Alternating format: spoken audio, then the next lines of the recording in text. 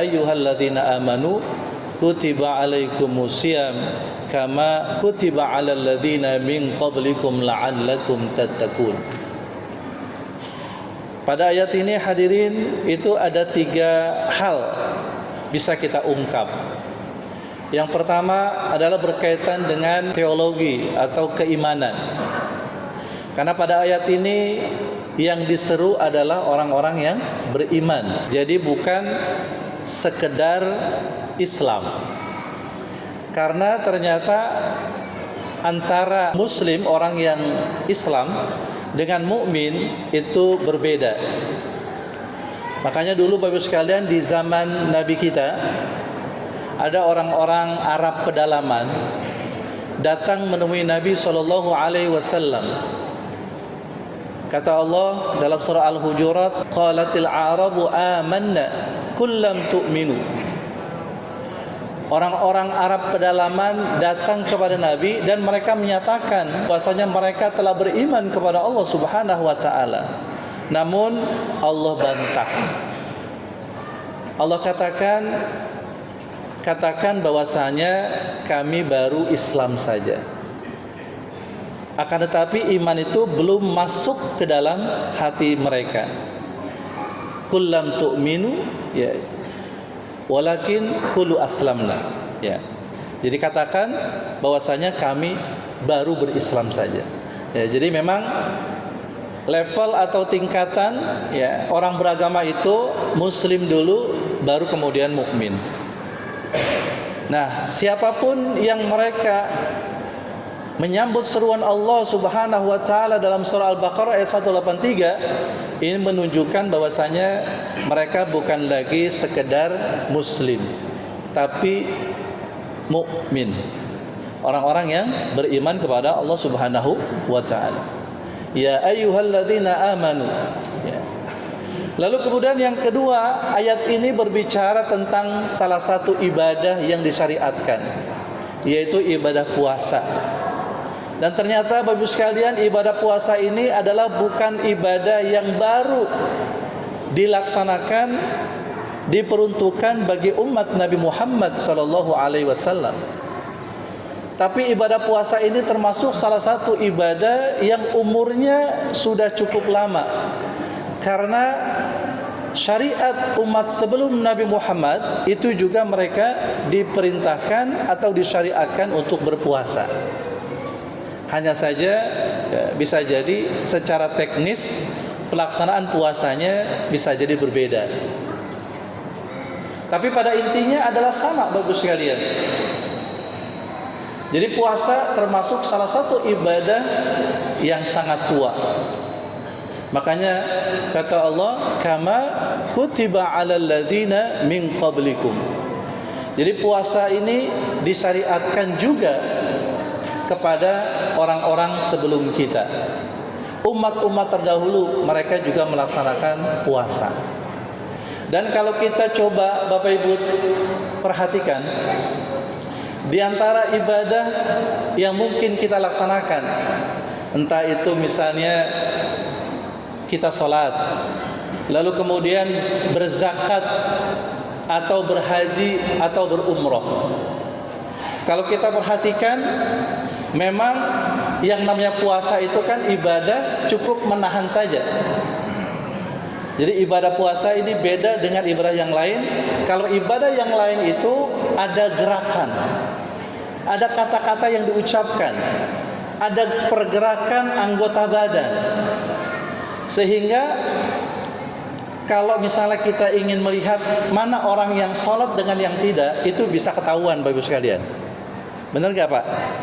Jadi kalau misalnya kita lihat si A sholat atau tidak, itu bisa kita ketahui. Kemudian ada si B, dia itu sudah haji atau sudah umroh atau belum, kita juga bisa tahu. Dari mana? Biasanya sebelum berangkat umroh atau haji ada yang namanya walimatus safar, ngundang tetangga, gitu ya. Jadi meskipun minimal misalnya orang itu mau melaksanakan umroh dan haji nggak ngundang tetangga, minimal dia pamitan sama tetangganya, kan jadi tahu tuh tetangga, gitu ya. Tapi ibadah puasa Bapak Ibu sekalian itu nggak kelihatan. Makanya ibadah puasa ini termasuk ibadah, kategorinya adalah ibadah yang sir, ibadah yang rahasia. Hanya orang yang melakukannya saja yang tahu, dan Allah Subhanahu wa Ta'ala, gitu ya. Karena ketika ada orang yang berpuasa, ya, maka ya mungkin tidak kelihatan, ya, apakah dia puasa atau tidak. Bisa jadi ada orang yang pura-pura lapar, pura-pura lemes, ya, siang hari, ya, atau pura-pura misalnya bibirnya kering, gitu ya. Dan ternyata yang bersangkutan itu sedang tidak puasa. Bisa saja dia berpura-pura dia berpuasa padahal dia tidak puasa, gitu. Nah, inilah beda antara ibadah puasa dengan ibadah yang lain. Tapi meskipun demikian, kalau kita perhatikan Bapak sekalian, ibadah yang paling berat itu adalah puasa. Karena yang namanya menahan lapar haus, apalagi menahan dari yang membatalkan puasa, itu kan masanya lama ya Bapak Ibu ya. Kalau sholat mungkin 5 menit selesai, enteng. Kalau misalnya orang melakukan haji atau umroh misalnya hanya mungkin 9 hari dia melakukan, atau kalaupun dia melakukan manasiknya itu hanya dilakukan dalam mungkin 3-4 jam selesai. Tapi yang paling berat itu sebenarnya adalah puasa. Karena kita nahan lapar dan haus nggak cuma 1 jam. Kita nahan lapar dan haus itu nggak cuma 5 jam, akan tetapi bisa 13 sampai 14 jam. Dan ini yang berat Bapak sekalian. Tapi meskipun berat, ternyata Allah Subhanahu wa Ta'ala itu sudah sampaikan di dalam surah Al-Baqarah ayat 183. Allah memberikan gambaran bahwasanya umat terdahulu mereka juga puasa, dan ternyata mereka kuat, ya.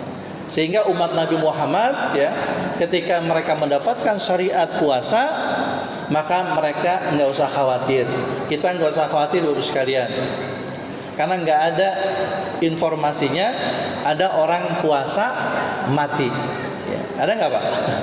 Ada orang lagi puasa mati, ya, kecuali kalau memang sudah ketentuan Allah, ya.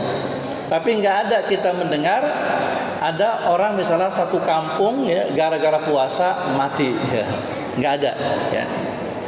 Justru malah puasa itu mendatangkan kesehatan, ya. Karena sebenarnya yang namanya kita beraktivitas ini kan perlu ada istirahatnya. Mata kita ini kan punya hak, sehingga malam, ya, kita jadikan sebagai waktu untuk istirahat, tidur, ya. Hak mata kita adalah tidur, nggak boleh melek, nggak boleh begadang, ya. Kemudian hak badan kita adalah beristirahat. Makanya kalaupun kita bekerja, ada waktu kita beristirahat. Kalaupun kita beribadah, ada waktunya kita beristirahat. Enggak selamanya kita ibadah, enggak selamanya kita bekerja. Begitu pula organ tubuh kita Bapak sekalian.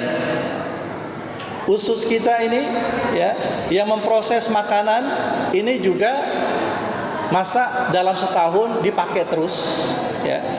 Maka boleh, ya, dalam setahun itu 1 bulan dan cuma 14 jam, maka usus kita beristirahat, ya. Sehingga kemudian ternyata berdasarkan penelitian, ya, bahwasanya puasa itu bisa memberikan kesehatan bagi orang yang melakukannya. Makanya ada sabda Nabi SAW, apa kata Nabi? Sumu tasihu. Berpuasalah kalian, maka kalian akan sehat, gitu ya. Yang sebelumnya punya penyakit mah, gitu ya, ternyata penyakit mah itu kan disebabkan karena sering telat makan. Begitu puasa, penyakit mahnya hilang, ya. Yang tadinya mungkin darah tinggi, ketika masuk masa puasa, darah tingginya jadi hilang. Karena ketika puasa kan nggak boleh marah. Ketika puasa makanan itu di stop. Maka kemudian ketika seseorang itu dalam kondisi lapar, otomatis ya tekanan darahnya itu menurun. Ya. Nah ini diantara manfaatnya. Yang tadinya mungkin gulanya tinggi, ya di luar Ramadan, ketika masuk Ramadan ternyata dengan berpuasa, maka puasa itu adalah merupakan salah satu cara yang sangat mujarab untuk bisa menurunkan diabetes, ya. Nah, oleh karena itu maka kita mesti bersyukur Bapak sekalian, ternyata syariat ini, ibadah yang kita lakukan ini enggak cuma kita lakukan dalam rangka kita bertakarub kepada Allah, dalam rangka kita melaksanakan ibadah kepada Allah, tapi ternyata banyak manfaatnya buat diri kita, gitu ya. Nah makanya kita perlu bersyukur dengan ini, ya.